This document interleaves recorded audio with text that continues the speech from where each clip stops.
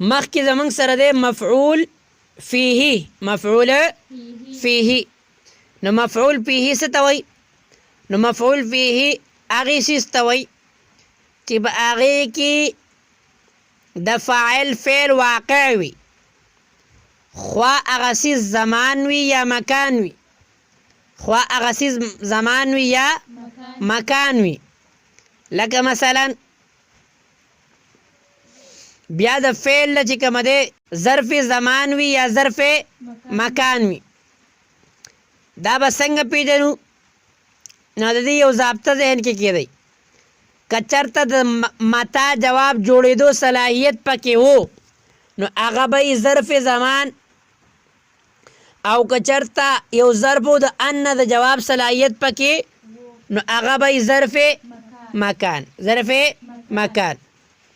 اوس دا ټول ظروف چې کومه دي ظرف زمانی یا ظرف مکانی دا به منصوبی، لیکن د فی د تقدیر سره بی. د فی مثلا سمت دهرن سافرتو شهرن. سافرتو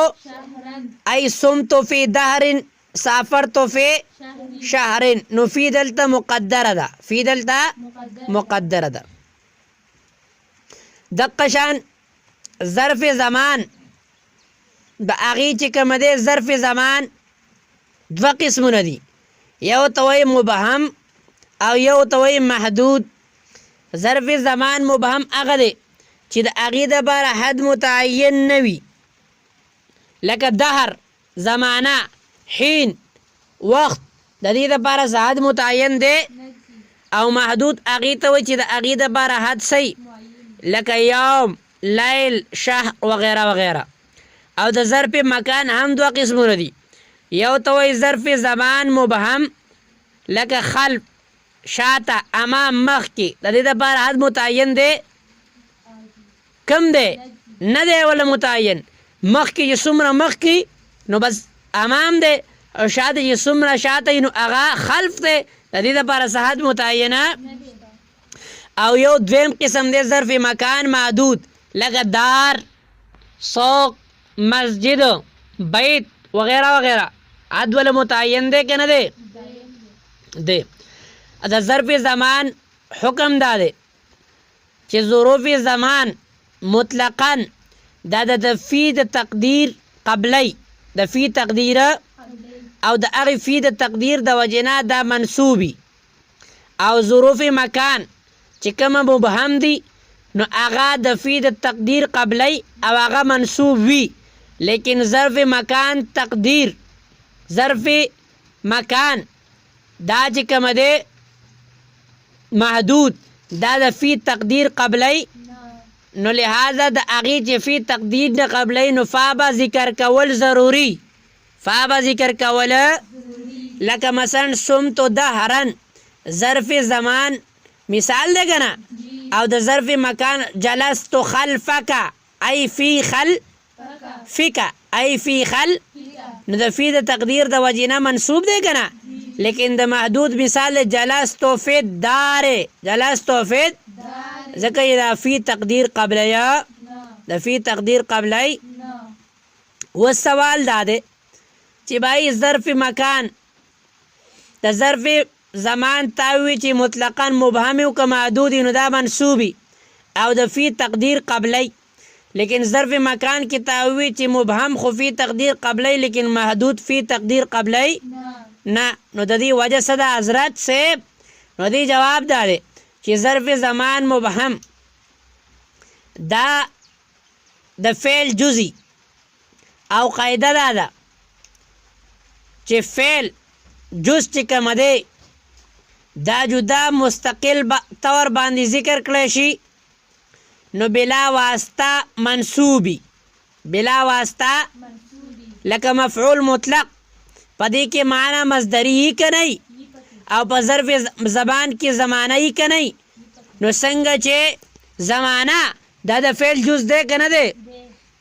او معنا مصدری د فعل جز دی که نه دی، نو ظرف زمان مبهم دا د فی تقدیر قبلی او د هغې د وجې نه به دا منصوبي. او ظرف زمان محدود دا به چې کومه دی دا په ظرف زمان مبهم باندې قیاس کوو منګه لکه څنګه چې ظرف زمان محدود مبهم هغه چې کومه دی د فی تقدیر قبله او منصوبي دقه شان به ظرف زمان محدود د فی تقدیر قبله او سبی منصوب وي پوه شوئ پاتې دا شوه ظرف زمان خبره وشوه ظرف مکان محدود ظرف مکان مبهم دا چې کومه دی نو دا منګه محموله په ظرف زمان مبهم باندې ځکه چې دواړه په وصف ابهام کې مشترک دي که نه دي مشترک دي لیکن پاتې ظرف مکان محدود شوه نو هغه نه په ذات زمانه کې مشترک دی او نه په وصف ابهام کې لہذا د فی تقدیر به قبلی د فی ذکر کول به الته ضروري او مجرور بی سبی پوه نه شوئ تاسو لکه جلستو فید داری امید دی دا هم په سمجھ کې راغلی مخکې راځو مفعول له له مفعول له د څه څیز نوم دی نو مفعول له د هغې نوم دی چې د هغې د حاصل کولو دپاره یا د هغې د موجودګۍ د وجې نه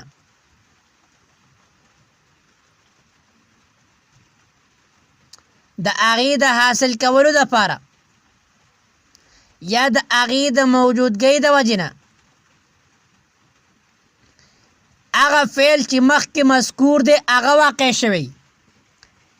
د هغې د حاصلولو دپاره یا د هغې د موجودګۍ د وجې نه هغه فعل چې د دې نه مخکې مذکور دی هغه واقع شوی دې ته وایي مفعول له لکه ضربته تأدیبا ما هغه ووو د څه د وجې نه د ادب د وجې نه چې په دې کې ادب څه شي راشي نو ګوره ضرب واقع شوی دی د فعل د یو څیز د حاصلولو د وجې نه او هغه څیز څه شی دی تأدیب څیز څه شی دی پوه نه شوئ تاسو او دویم مثال دا دی منګه ووي چې شیز د موجود کېدو د وجې نه مثلا دا دی قعدت عن الحرب جبنا قعدت عن الحرب زه کېناستم د جنګ نه د څه د وجې نه د بزدلۍ د وجې نه د څه د وجې نه نو بزدلي موجوده وه ځکه قعود په وجود کې رالی بزدلي پوه نه شوئ تاسو نو دواړه صورتونه راله که نه کله به د یو شیز د حصول د وجې نه فعل په وجود واقع شوی او کله به د یو شیز د وجود د وجې نه فعل پوه نه شوئ تاسو پوه شوئ مخکې راشئ اوس ګوره په دې کې یو بله مسله ده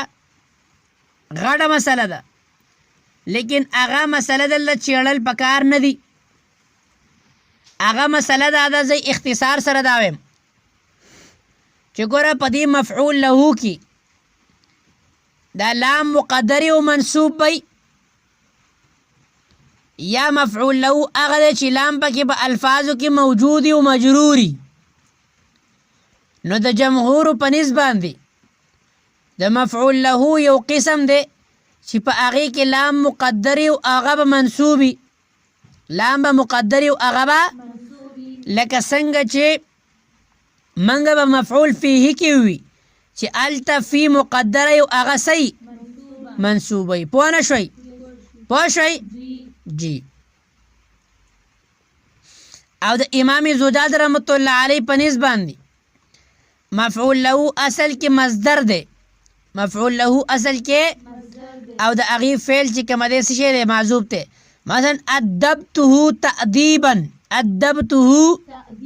دلته ادبتو دا چې کومه دی محذوب دی دا پوه نه شوئ تاسو پوه شوئ نو دا زموږ سره رالی د مفعول له سبق او مفعول فیه سبق او د دې نه مخکې مفعول معه دی مفعول معه هغه اسم دی چې د واو بمعنی معنا رستو واقعي د واو بمعنی معنا رستو واقعي یا د فعل د معمول د مصابحت دپاره د فعل د معمول د خو هغه فعل معمول فاعلی یا مفعولی که فاعلو نو بیا مصاحبت مطلب دی چې مفعول معه او د فعل معمول د فعل په صدور کېدو کې د فعل په صادرېدو کې دواړه شریک دي. ماذا استوى الماء والخشبه استوى الماء نو دلته استوى الماء ما دا چې کومه دی څه شی د فاعل دی او د فاعل نه وروسته واو به معنی مع چې کومه دی څه شی دی واقع دی. ای استوى الماء مع الخشبه استوى الماء مع نو معنا دا ده چې دا په دې صدور کې ما او خشبه دواړه برابر دي او که چېرته مفعول به نو د مصاحبت مطلب دا دی چې مفعول او د فعل معمول په خپل ذات باندې د فعل په حقوق کې شریک دي. د فعل په لکه جئت انا و زیدن جئت انا ز او زید سر رالل ز او زید نو ګوره مجیعت په زید باندې هم واقع دی او په متکلم باندې هم نو دلته د مصاحبت مطلب دا دی چې مفعول او فعل د فعل معمول د فعل دا په خپل ذات باندې د فعل په حقوق کې شریک دي په خپل ذات باندې د فعل په حقوق کې پوه نه شوئ تاسو او فعل عام دی چاہے فعل لفظي وي یا فعل اوس یو قاعده او ضابطه ذهن کې کېدی چې ګوره د واو نه وروستو چې کومه اسمي د دې په فعل کې دوه احتمال دي یا به فعل لفظي یا به فعل بیا د هر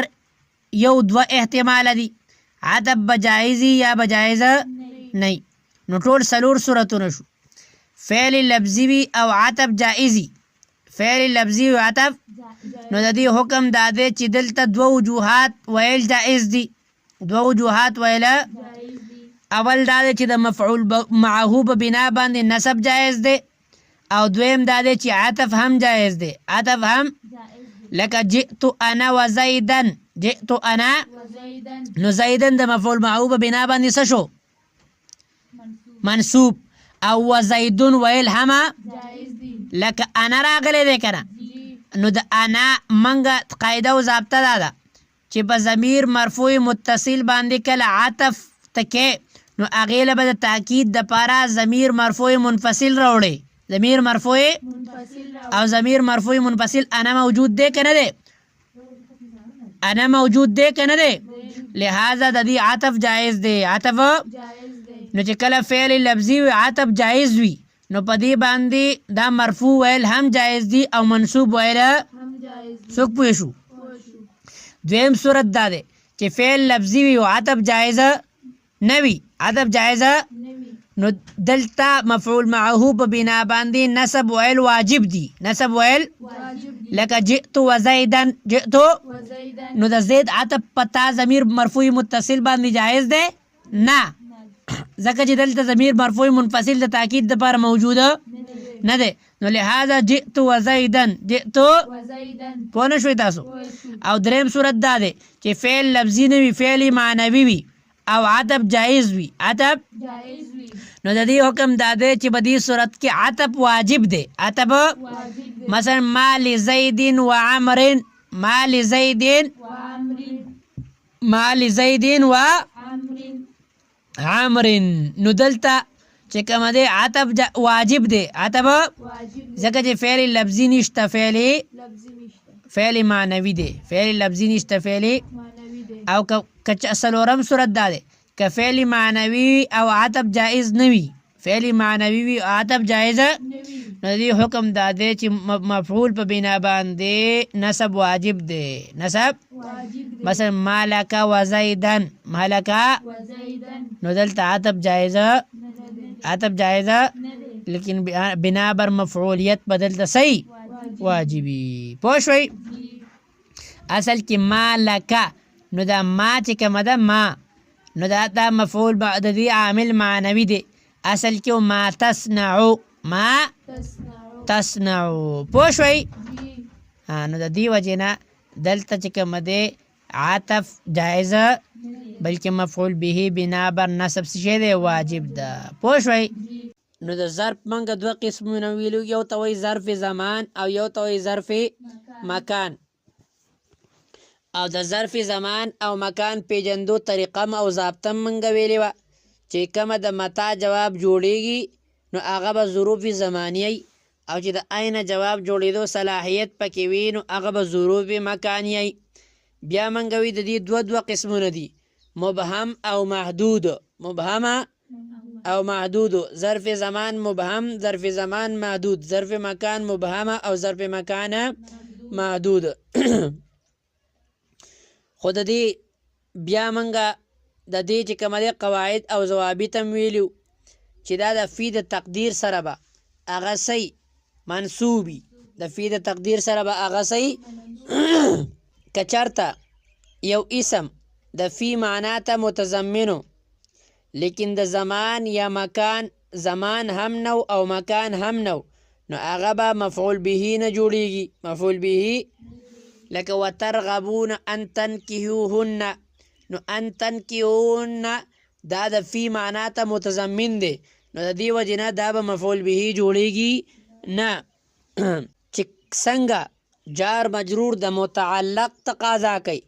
دقه شان هغه ظروف چې هغه منصوبي هغه هم د متعلق تقاضا کوي. بیا د ظروف متعلق یا به مذکوري او یا به محذوفي، لکه غبت شهرا یا جلست تحت الشجرة او یا به محذوفي. بیا د محذوف دوه قسمونه دي، یو جوازن دی او یو وجوبن دی. جوازن به کله حذف کیږي؟ جوازن به اله حذف کیږي چې کله د افعال خاصه نه او الته یو دلیل موجودی، لکه یو سړی وی این اجلسو نو په جواب کې وي ته عند العلماء نو ای اجلس عند العلماء. او وجوبن به بدریو زګونو کې حذف کیږي، اولنې د افعال عامه نه وي، افعال عامه نه وي او دا متعلق مقدر کله خبر جوړیږي، لکه الجنة تحت اقدام الامهات نو تحت اقدام الامهات د افعال عامه ده. او کله به صفتی لکه مررت برجل عند المدرسة، او کله به حالی رأيت الهلال بين الصحاب، او کله به صلی لکه حذر من عنده الخبر الصادق وغیره وغیره. او په سماعی مقام اشتغال کې به هم حذف کیږي، یعنی ضرب نروستو کله فعل یا شبه فعلی چې د هغې نه چې کومه دی اعراض کوي د هغې په ضمیر کې د عمل کولو د وجې نه، یا مثلا یوم الخمیس صمت فیه نو فیه کې دا صمتو عمل کوي او صمتو د فیه یعنی ها ضمیر چون کې یوم الخمیس ته راجع دی د هغې د وجې نه د دې نه اعراض کې دي ته مقام اشتغال، نو په دې صورت کې به هم چې کومه دی حذف کیږي. په سماعي طور باندې هم حذف کیږي، لکه حین اذن یا یوم اذن وغیره وغیره. بعض څیزونه د ضرب قایم مقام جوړیږي او مفعول به په بنا باندې هغه محذوف کیږي. هغه اسم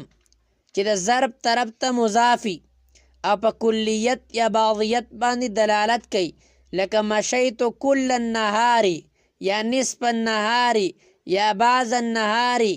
یا عامة النهار وغیره وغیره. هغه اسم چې د ظرف صفت واقع دی نو هغې صورت کې به هم دا مفعول فیه جوړیږي، لکه وقفت طویلا من الوقت، وقفت طویلا من الوقت ای زمانا طویلا منه.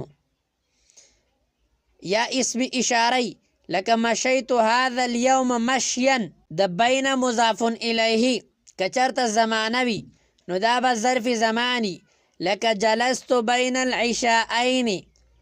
او که چرته دا زمانه نه نو بیا به ظرف مکانی، لکه جلست بین القوم. که چرته د ظرف ضمیر مفعول فیه واقع وي نو د فی په ذریعه به مجروری منصوب علی الظرفیه، دا چې کومه دی صحیح نه دی، لکه یوم الخمیس صمت فیه نو دلته صمته ویل چې کومه دی جائز نه دی، ولی البته په ضرب کې چې کومه دی توسع دی، لہذا مجازن مفعول به جوړول جائز دی. او د ضمیر په صورت کې یعنی بغیر د فینا استعمالول جائز دي یو عامل دپاره متعدد ظروف هم کیدی شي بشرطه کې زمان او مکان په اعتبار سره مختلفي لکه استرا هنا ساعتا او که د زمان او مکان اعتبار سره متحدي نو په دې صورت کې به د یو فعل دپاره مختلف ظروف راته نه ځکه چې فعل په یو ځای کې واقع کېږي په یو وخت کې به مختلف ځایونو کې واقع کېدی نشي بعض ظروف هغه مرکب واقع کېږي او د هغې په دواړو جزونو باندې به هغه به دواړو جزونو به مبني بر فتحه وي لکه مساء مساء یوم یوم صباح صباحا نو په دې صورت کې به اصل کې کل مساء یا کل یوم یا کل صباحین نو په دې صورت کې به دواړو جزونه مبني بر فتحی مبني بر فتحی مفعول له ام قواعد ذاکی مفعول له د منصوب کېدو دپاره 15 شرایط دي څو شرایط دي اولنی شرط دا به مصدري لکه والارض وضعها للانام دې صورت کې به وضعها للانام دا مفعول له نشي جوړېدی ولې ځکه چې الارض دا مصدر نه دی نمبر 2 مصدر قلبی بوي یعنی د نفس باطنه د افعال نه وي لکه جئت للقراءه نو دا قراءت خو مصدر دی لیکن مصدر باطنی نه دی بلکې ظاهری دی د دې وجې نه دا مفعول له جوړېدی نشي نمبر 3 د مصدر او د فعل زمانه به یوي لکه سافرت للعلم نو د سفر او د علم زمانه یوه نه ده بلکې سفر مخکې دی او علم نو د دې وجې نه دا به مفعول له جوړېدی نشي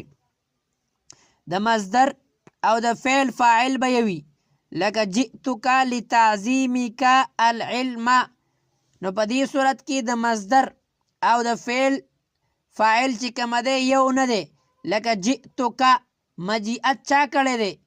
یو سړی کړی دی مجیعت او تعظیم د علم تعظیم لتعظیمک دا چې کومه دی د مصدر چې کومه دی فاعل دی بل سړی دی د مصدر فاعل بل سړی دی صحیح ده نو لہذا د دې فاعل د مصدر او د فعل فاعل یو نه دی د دې وجې نه دا به مفعول له جوړېدی نمبر 5 هغه مصدر هغه به د حصول فعل دپاره علت او سبب جوړیږي علت او که علت او سبب جوړېدی نه نو په دې صورت کې به بیا چې کومه دی دا مفعول له جوړیږي لکه علمت الجبن علمت معرة نو ګوره جبنه دا مفعول له نشي جوړېدی ځکه چې دا د معرتن دپاره دا علت او سبب نه دی علت او سبب نه دی د علم دپاره جبن دا علت او سبب نو دی وجې نه دا چې کومه دی مفعول له به جوړېږي نه پوه شوئ چې کله دا شرایط پکې نه نو هغه به مفعول له مجروري د داسې حرف جر د وجې نه چې کومه د تعلیل فایده ورکوي لکه جئت للکتابة جئت یا دخلت امرأة في النار في هرة حبستها في هرة حبستها او کله نا کله مفعول له دا د عامل باندې مقدم کول جائزي خو منصوب وی یا د حرف جر د وجې نه مجرور دي لکه رغبة للعلم اتیت رغبة للعلم اتیت نو د دې وجې نه دا مفعول به جوړي مفعول له جوړیږي لیکن رغبتن مقدم کړی دی که نه دی مقدم کړی او مفعول له حذف کول جائزم دی لکه یبین الله لکم ان تضلوا نو دلته مفعول له دی اصل کراهة ان تضلوا کراهة ان او مفعول له عامل دا حذف کول جائز دی بشرطه کې قرینه موجودی لکه مثلا ستانه توک تپوس کی لما قصدت الزواحیه نو به جواب کې دی بودن عن الزوزاء ته چې کومه دی د کلو غاړو شاو ته ولیځې نو ته وې چې د شور نه بچ شمه د شور نه بچ شمه د دې وجې نه زما چې د شور نه بچ شمه نو دا هم د مفعول له ضوابط او قواعد شو اختصار سره د مفعول معه هم واورئ یو دوه ضابطې دي ګوره د مفعول معه د منصوب کېدو دپاره 3 شرطونه دي څو شرطونه دي نمبر 1 فضله بی معنا دا ده چې د دې نه بغیر به جمله تام کیږي اصلي به ضروري به نه نمبر 2 د واو به معنا معنا رستو بی د واو به معنا به د واو نه به مخکې جمله وي د واو نه به مخکې که د جمله نه وه نو د ما بعد به په ما قبل باندې عطب کیږي عطب به دا منګه ویلو صحیح ده لکه جاء البرد والجبات جاء البرد والجبات چې کومه دی دا فضله ده که نه ده دا نمبر 2 د واو به معنا رستو واقع دی که نه دی واقع دی د واو نه مخکې جاء البرد جمله موجوده ده که موجوده نه ده نو لہذا شرائط پکې دي لہذا دا به جوړیږي مفعول معه او مفعول معه به دا د خپل صاحب سره په عامل باندې مقدم کېدی نشي یعنی مفعول معه کوم واو معه دی دا د خپل بعد سره په عامل باندې مقدم کېدی نشي پوه شوئ امید دی په سمد کې به دا راغلی